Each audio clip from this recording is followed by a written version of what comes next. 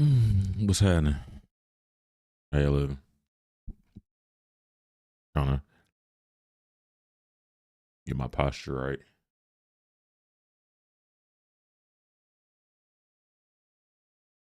Line that thing up. Another day well lived, man. Got football up on the TV over here.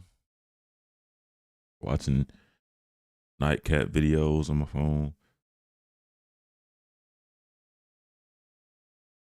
Just ate way too late. I'm gonna suffer for it, but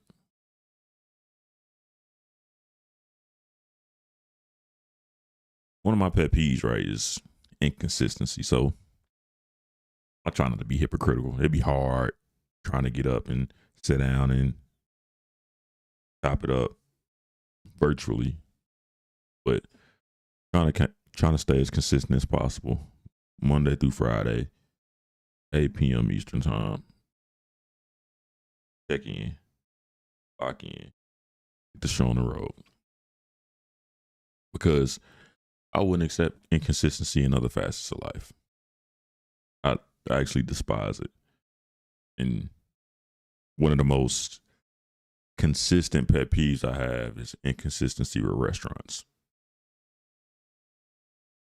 Foodie, love to eat, but trying to find quality restaurants it's not as easy as folk think it is. Oh yeah, for those who don't know, bite this _indie on Instagram.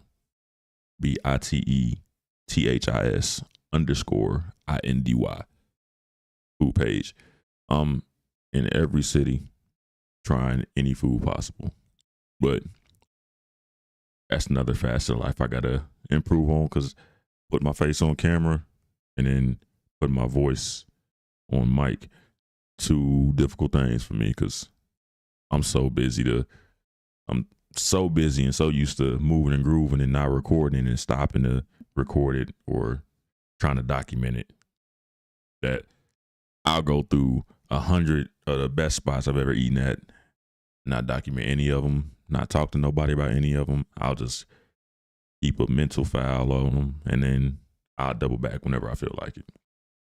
But if you want to do these kind of adventures, you got to start documenting more. So being consistent with getting out of my comfort zone is on my list.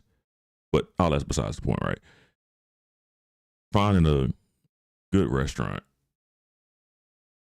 tough. Super tough, because I got a few criteria. First, is your food fresh? So I'm not eating no bullshit at home, so I'm not coming to your restaurant for you to charge me to eat some bullshit that you just made.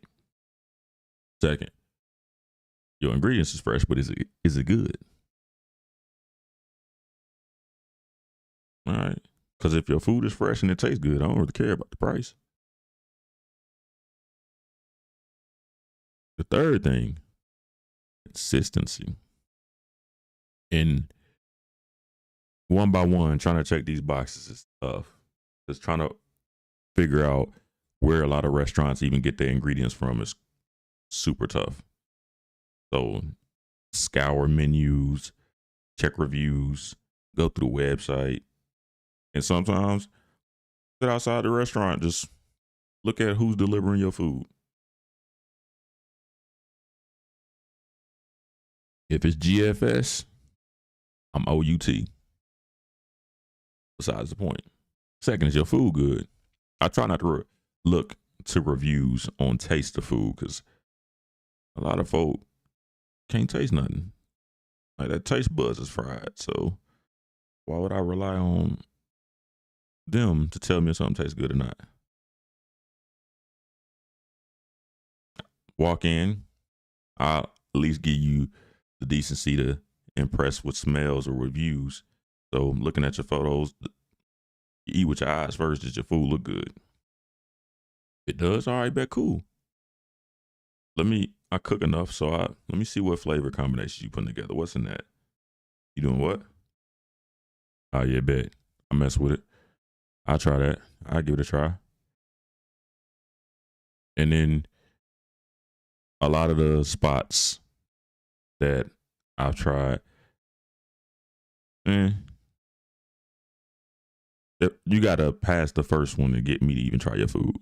The second one, your food being good, that's what determines whether I make any kind of content about it or post about it at all. So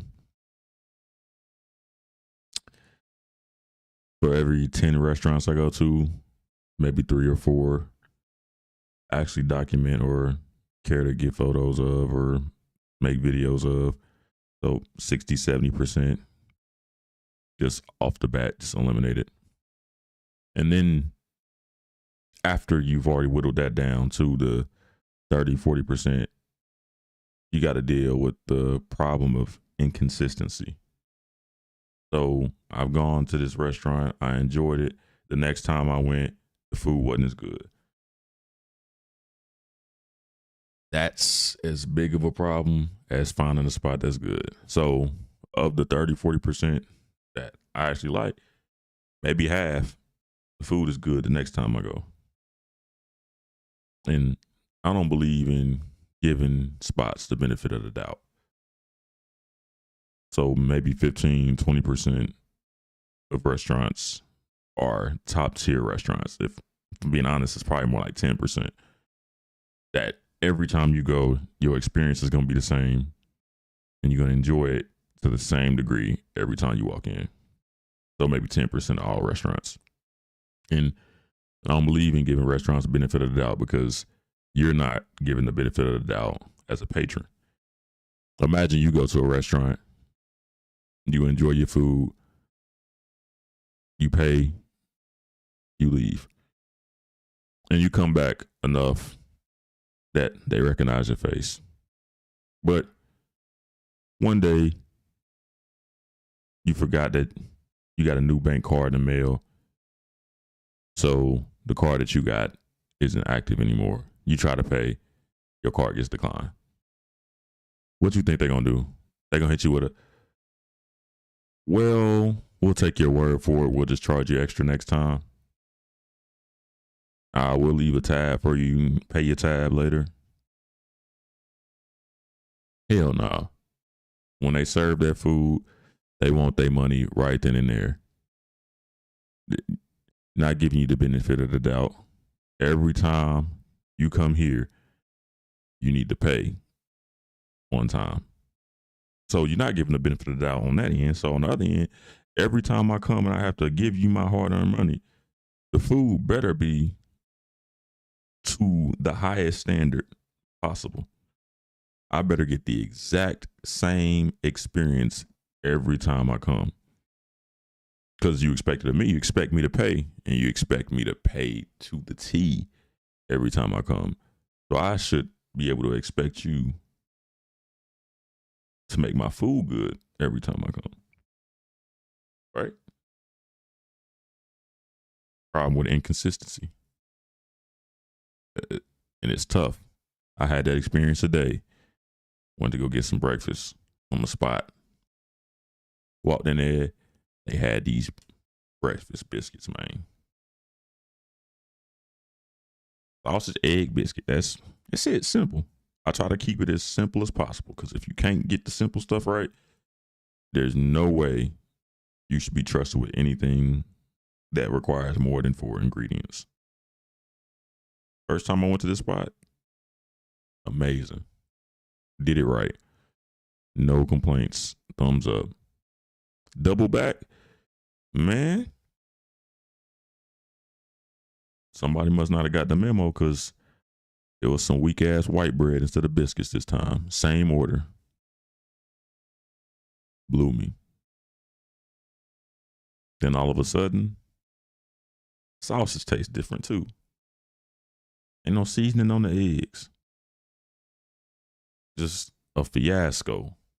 Money just wasted. And it's kind of tough to walk back. Trying to be as polite as possible. It's tough to walk back and just be like, hey man, this shit wasn't as good as the first time I was here. Give me my money back. A lot of other restaurants will fight you on that. You've already walked out the door with it. You already paid for it. It just is what it is. Cool. So the best thing you can do from there is I'll never come back here again. And that's typically the move. The minute you don't get right and they try to communicate it that you ain't get right, and I see that nothing's gonna come of my communication, bet you lost me. Because you ain't consistent. And it's the same with relationships. Topic of the day, through the fire, right? Just a random thought I've read in the trauma bonding and things of that nature. But regardless, the best relationships are the ones that are tried with trials and tribulations, with obstacles, with stresses, and come out the other end stronger. Where there was pressure being applied, and instead of breaking apart, came closer, and the bond grew stronger. I mean, it's a form of trauma bonding in my head because every experience in life is trauma to me. It's either a positive trauma or a negative trauma, and you deal with it accordingly. Your life is basically just a series of reactions to different traumas that you were privy to or you were subjected to. And it's the same for individuals as it is with relationships. Going through all of these different experiences in life, all of these traumas in life, and your relationship with people can either get weaker or get stronger.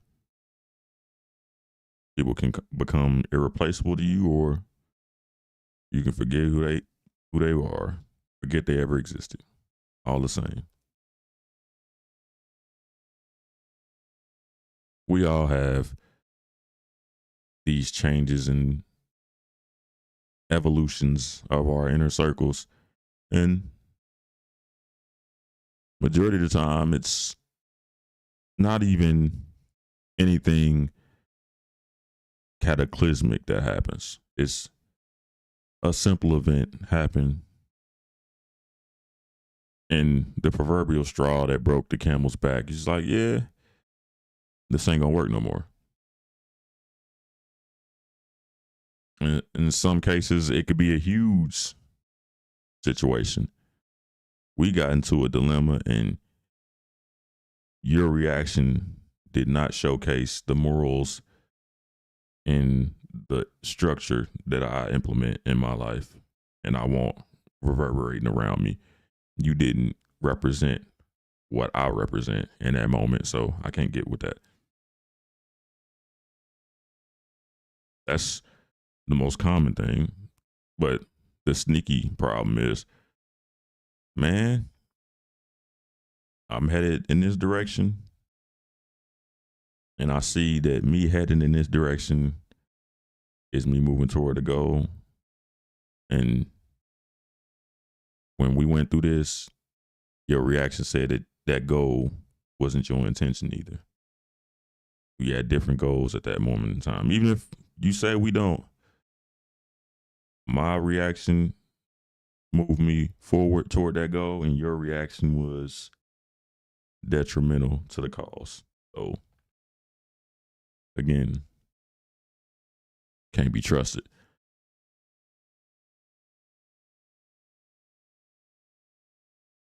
Through the fire, man, there's a lot going on. A lot of stress is happening. Oh man, it's nasty already. It's a lot of crazy things going on around us, and instead of reacting in a way that was positive for our relationship, shit went sideways. And that's the best way to explain it, when interaction was a little more normal, when folk were more communicative and more self-aware. Now, with the lack of communication skills and lack of self-awareness, Now, relationships are paper thin. Be in love one day,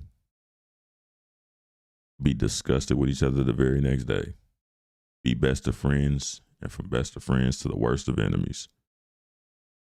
From extremely close to I don't even recognize that person.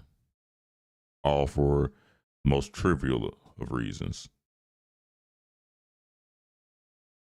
So, with being such a shortage on genuine human interaction and authentic relationship building, of course, there's going to be an extreme shortage on people that can be trusted to support you through trials and tribulations and through life's obstacles. I mean, it's easy. I mean, doesn't really get any more common sense than that. There's a shortage on meat and buns, so it's a shortage on hamburgers. But when you're dealing with life, you need somebody in your corner. You need support. You need folks that you can lean on, and they're going to need people to lean on. That's just how humans operate. But it's kind of tough to feel supported when you're not supportive. One of the biggest problems that we have in society today, that's a growing problem, is everybody's looking for support, but nobody's looking to be supportive. You want to feel love, but you don't want to distribute it. Man, ain't nobody doing nothing for me, but who are you doing for? It seems like it'd be easy enough to look at it through that lens. Like, you have to be an example and yada yada. But not the case. There's a lot of folk who, man, ain't nobody doing nothing for me. I'm getting it on my own. And 90% of the time throughout their day, just going around not worried about anybody else. That independent lifestyle of what I want comes first. My happiness comes first. My selfishness that we all have, because we all have freedom of choice. You all are born with the ability to make selfish decisions. Not a negative. It's just how we operate. But you also have the same choice to be supportive, be accommodating, be collaborative. It's kind of weird when you see folk like, man, I'm down and out, I'm hurting, I don't feel like nobody has my back. Because in that moment, it's like, what's decent is to be supportive and sympathetic to that person. Be empathetic. Oh, I feel for you. I feel sad for you. But the real conversation is, who have you supported? Because there's two options in that situation. One, just be down in the dumps and complain about it. Or two, look back on what have you invested in people around you or in the people you interacted with. Okay, you've invested that in them. Now, are you relying back on that investment? Are you acknowledging it? Are you bringing it to their attention? Because if not, you can't complain. You have to speak on it. And if you're doing for others and they just like, hey, it's only a one-way street, you just replace them. But it's not very often folk are actually doing for others. Majority of the time, you're complaining about not feeling supported and you're not very supportive. You moving through self-preservation and then be confused when other people aren't interested in your self-preservation. Human interaction is always human interaction. It's infectious when you want for others and you do for others, you tend to attract folk to do the same. You attract some that are users, but it's up to you to recognize that I'm doing for the minute I do for, all right, what does that lead to? Does it lead for me doing more, or does it lead to some kind of cyclical connection in which the interactions are constantly going in a circle of me doing, you doing back to me, and then so on and so forth? Not the case.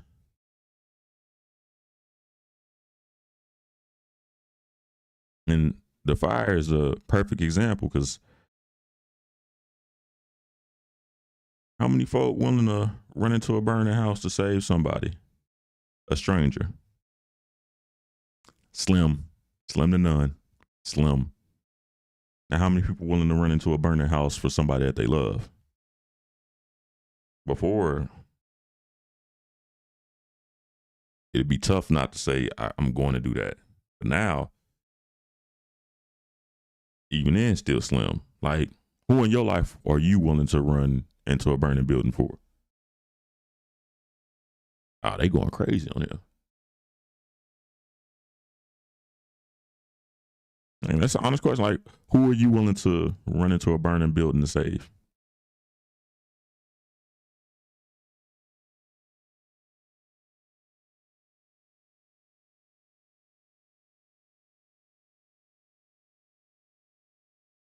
If the answer is nobody, then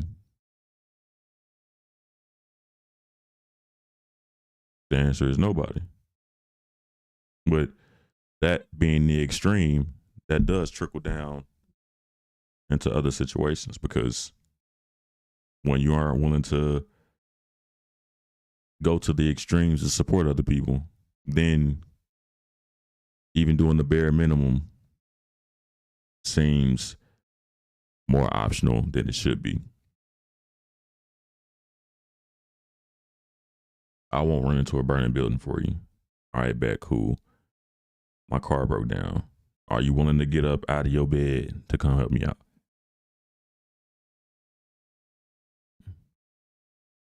I haven't gotten paid yet this week because I just set up a new bank account and the money's on hold for the weekend. I need something to eat. Are you willing to feed me? Even though we're close.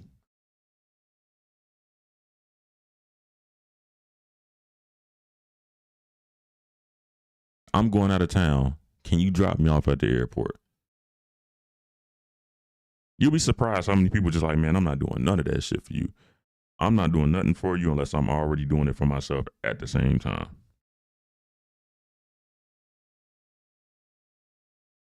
Selfish mindset, man. But you got to hold them folk accountable.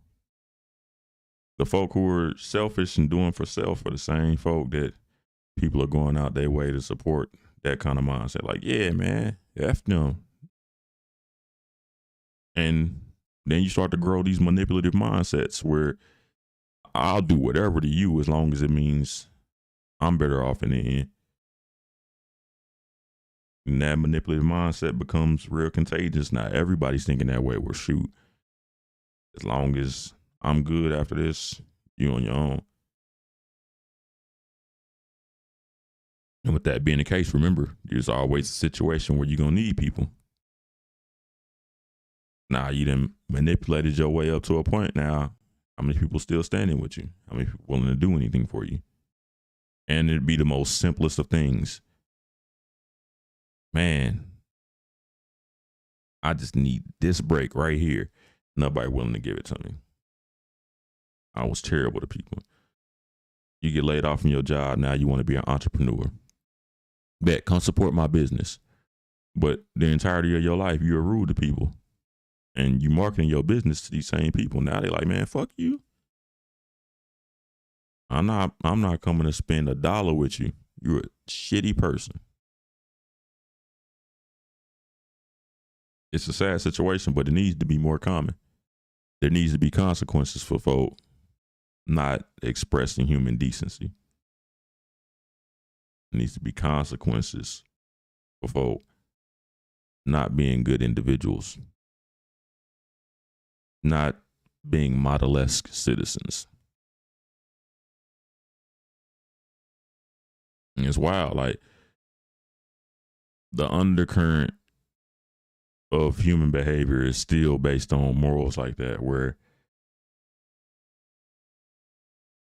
when push comes to shove, you're going to do what you are already naturally predisposed to do. Hey, man, I don't mess with that. I'm not messing with it. No, I don't mess with that. I'm not messing with it. But then in other situations, man, I don't mess with you, but man, everybody else doing it, so I do it. Support is the same way. Folks are more likely to support folk that they do not know that are popular than support people that they do know that aren't as popular.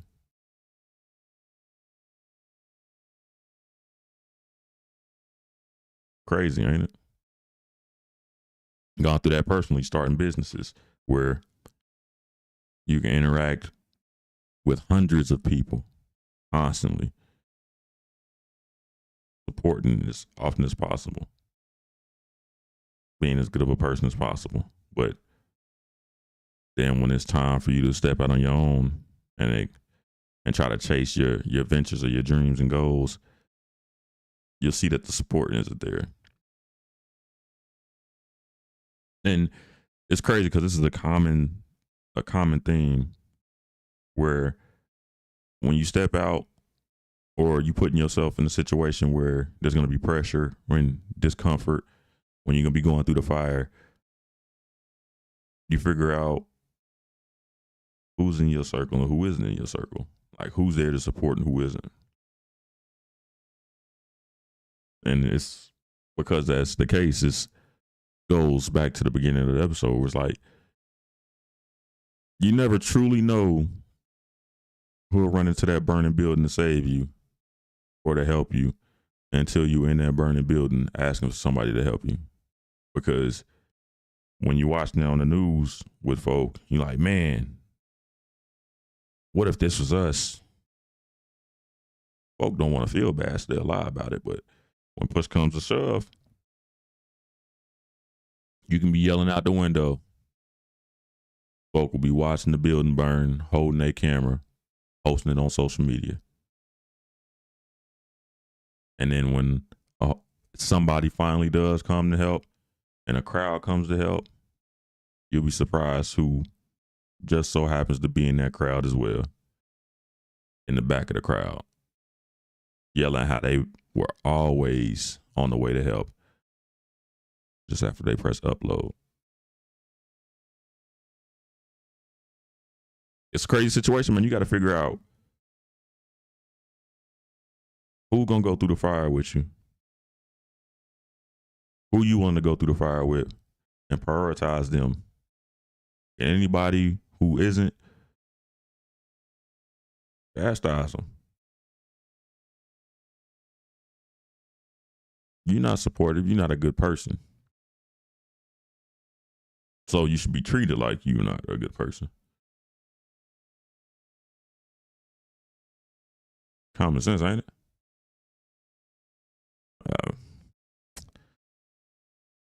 You let me know if I'm tripping. Get with you tomorrow. Yeah.